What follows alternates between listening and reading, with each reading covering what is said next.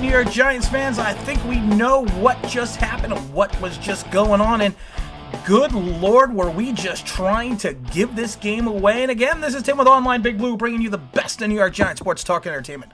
Oh my goodness gracious, 1917. How and why it was this close is just mind-boggling to me. Oh my God. You know what? We have so much to talk about on this video right now, and I don't even know where to start. I got a couple places I want to start. Cam Fleming. Your quarterback is rolling out to the right.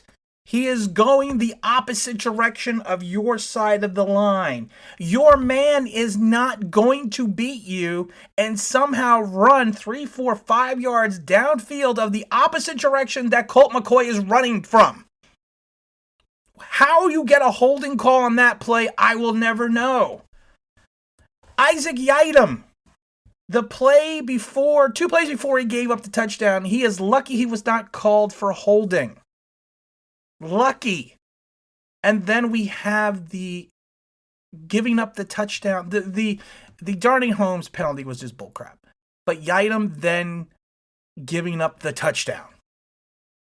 Two great players, and I have been saying this about Cam Fleming for I don't know how long. The same thing with Isaac Yiadom.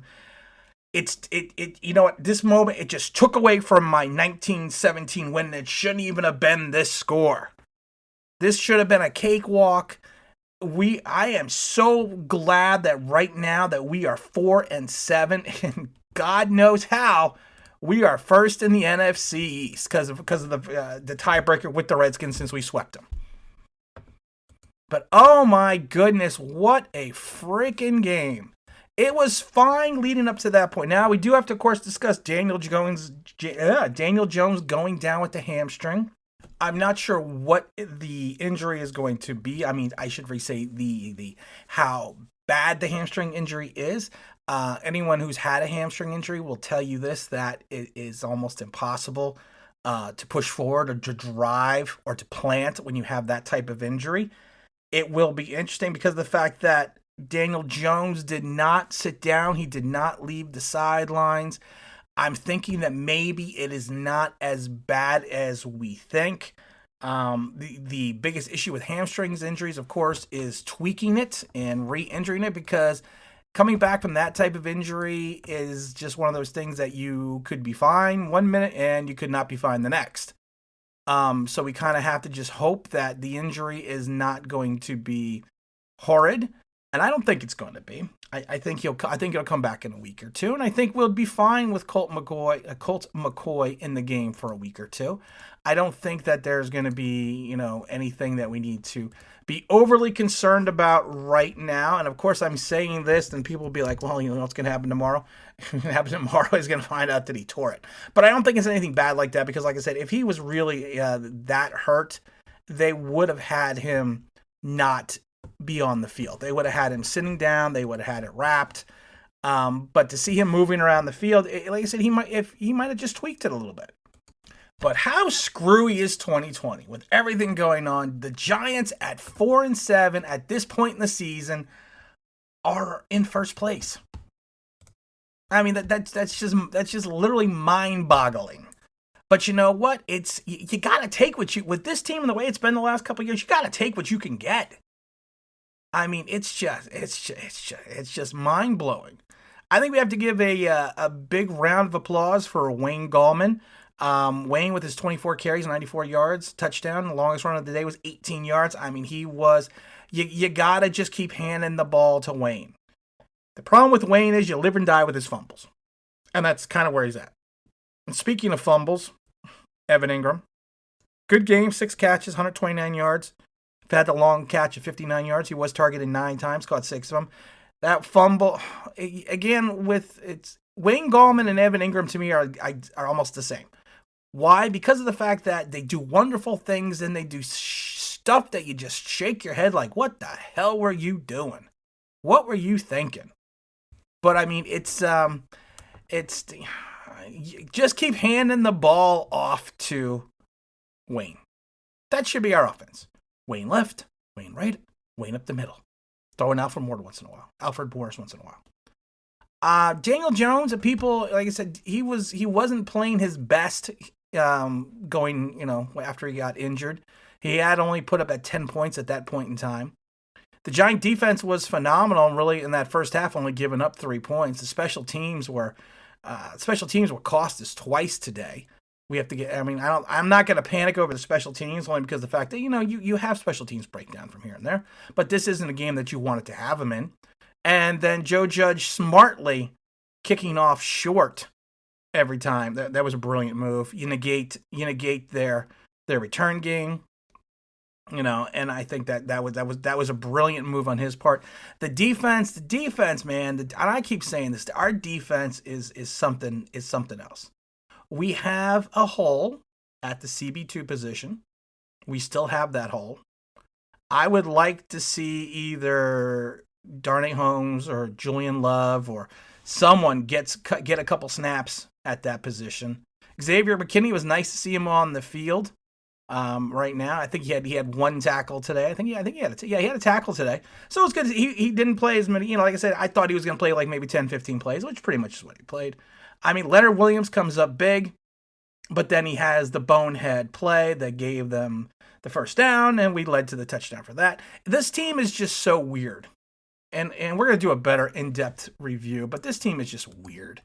They're up 1 minute, they're down the next minute, they're world beaters for 48 minutes, and then something happens. There's some type of implosion. There's penalties, they all of a sudden lose focus. And the problem is, what we have going on the next 3 weeks is going to be the telltale sign. The next 4 weeks. We got Seattle, Arizona, Cleveland, and Baltimore. We are going to need to win at least, I am telling you right now, we are going to need to win at least one of those games and beat Dallas to continue this playoff run.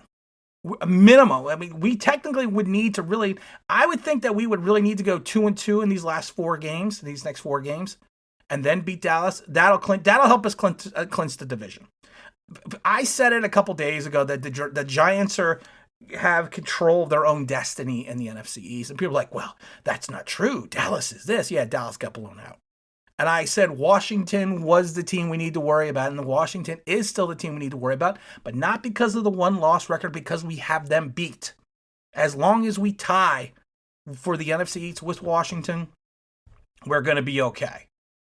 Like I said, there is just so much going on with this game. It was the highs, it was the lows. It was a bad first half. If you like defensive struggles, it was a good first half. Daniel Jones was still not playing. Before he got hurt, he still wasn't playing that great. I mean, we think about it. I think Bengals had the ball 3 times in the first half, and we only scored 10 points. I mean, there's something fundamentally wrong with that. And we look like world beaters once again between the 20s. The problem is the game isn't played just between the 20s. You're played within the red zone. And Daniel Jones has to find a way to get the ball in the end zone. Because when you're going to go up against Seattle, the Cardinals, the Browns, and the Ravens, we're going to need to score. And we're going to need to score early and often. We're going to need to hold on to the ball. I am not, if Daniel Jones cannot go next week, I am not feeling gloom and doom. I think Colt McCoy, and I've said this before, he's professional enough to understand how to play the game. And I think we just need to, relax, because he played no worse than Daniel Jones. And I think that's something we need to look in the mirror about next down the road. But we're not going to get into Daniel Jones because, like I said, the poor kid's hurt. He tried to come back and play. It was not a Willis Reed moment. It was not a Kirk Gibson moment. But it showed his mental fortitude, and you have to like that. And also, let's give a big shout out to Nico, the newest Giant hero. Oh, Nico. I am replacing my O'Shea and Zimenez jersey, and I'm getting a Nico jersey because you know what? That was one fantastic interception. The defense, like I said before, we are a top 10 defense. You cannot convince me otherwise. I've been saying this for 8 weeks now, and I'm going to keep ringing that bell.